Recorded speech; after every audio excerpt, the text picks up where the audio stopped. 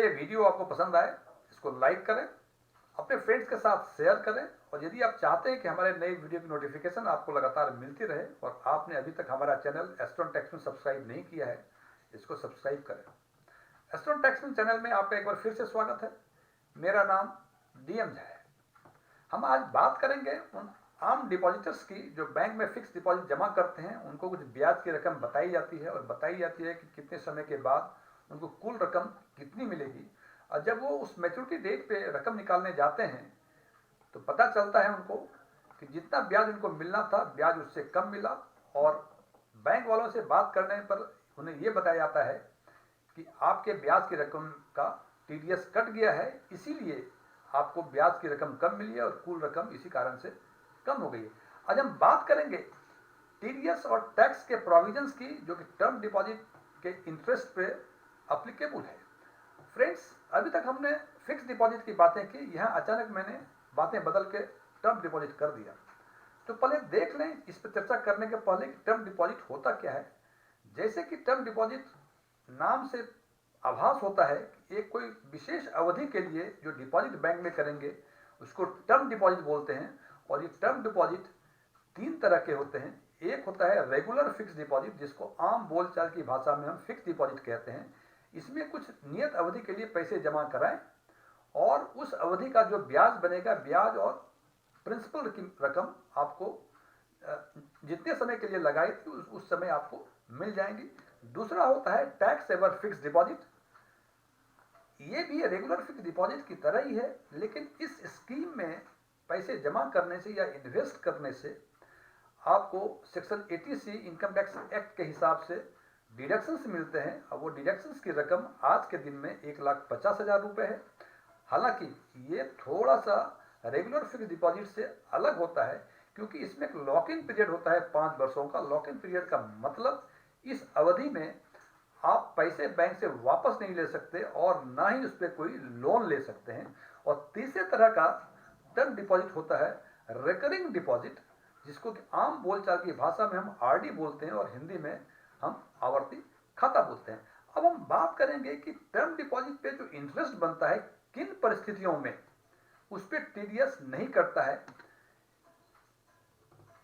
परिस्थिति है, यदि आपकी बैंक वाइज ब्याज 1 साल का 40,000 हो।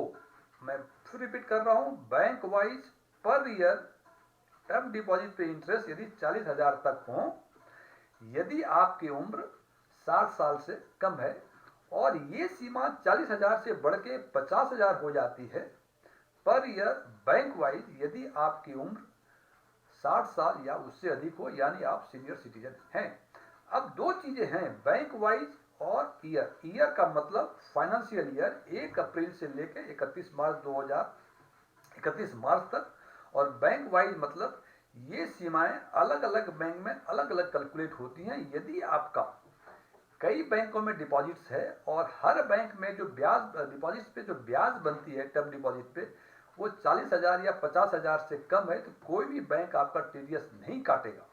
हालांकि टीडीएस नहीं काटने का मतलब ये नहीं है कि आपकी टैक्स लायबिलिटी नहीं बनती है। टैक्स लायबिलिटी बनती है या नहीं बनती है जब आप इनकम टैक्स रिटर्न फाइल करेंगे और सभी बैंक में जो टर्म डिपॉजिट्स है उसका ब्याज की रकम जब दिखाएंगे, तब उस टाइम ये निर्णय लिया जाएगा कि आप पर टैक्स लायबिलिटी बनती है कि नहीं है। सो ध्यान रखें, टीडीएस कटना या टीडीएस नहीं कटने का मतलब ये नहीं है कि आपकी टैक्स लायबिलिटी यदि कटी है तो पूरी हो गई और नहीं कटी है तो आपकी टैक्स लायबिलिटी नहीं बनती है। अब देखना हमें यह है कि यदि आपके टर्म डिपॉजिट का interest bank wise per year यदि थ्रेशोल्ड लिमिट जो 40,000 या 50,000 हो जाती है तो क्या होता है, तो बोलता है उस परिस्थिति में यदि आपने फॉर्म 15G या 15H नहीं जमा किया है, ये फॉर्म 15G और 15H के बारे में मैंने एक अलग से वीडियो बना रखी है।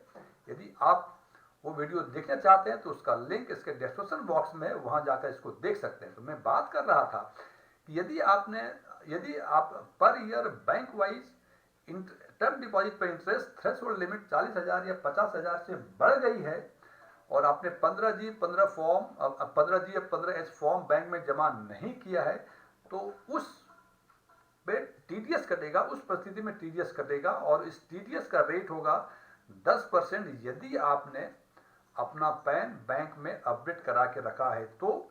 और यदि आपने पैन अपडेट करा के नहीं रखा हो तो ये 20% कटेगा और ये 10% या 20% ये कटेगा total interest bank wise per year जो बनता है उस पर कटेगा। उदाहरण के तौर पे यदि आपकी एक बैंक में इंटरेस्ट बनता है टर्म डिपॉजिट पे 40,000 तो वो बैंक टीडीएस नहीं काटेगा, लेकिन दूसरे बैंक में यदि 40,000 या 41,000 बनता है आपका टोटल इंटरेस्ट एक साल में तो वो 4,100 रुपये 10%, और यदि आपने पैन अपडेट करा रखा है तो 4,100 रुपये का टीडीएस काट लेगा। तो बहुत सारे हमारे व्यूअर्स को कंफ्यूजन है कि ये 10% या 20% उस अमाउंट पर करेगा जो अमाउंट की थ्रेशोल्ड लिमिट 40,000 या 50,000 से अधिक होगी। ऐसी बात नहीं है।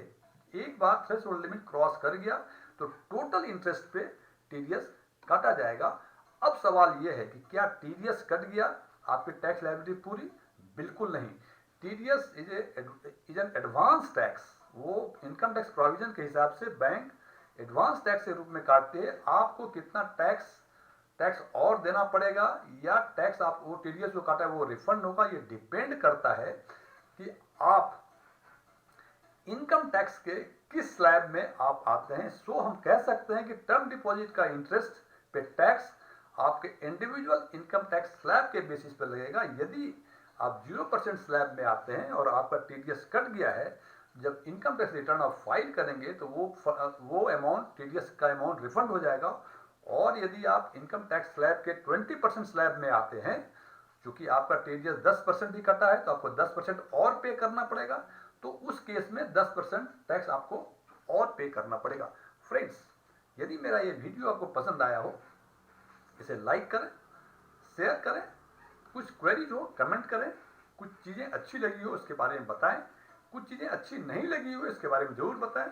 और जैसा कि आप जानते हैं कि हमारे इस चैनल पे डायरेक्ट टैक्सेशन, बैंकिंग, इन्वेस्टमेंट, खासकर mutual fund investments, RBI, SARFAESI act, RDB act के बारे में वीडियो डाली जाती हैं।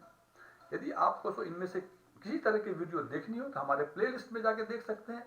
वैसे डायरेक्ट टैक्सेशन के सारे वीडियो के लिंक इसके डिस्क्रिप्शन बॉक्स में है, वहां जाकर अपनी मनपसंद का वीडियो देख सकते हैं। Thank you, good day.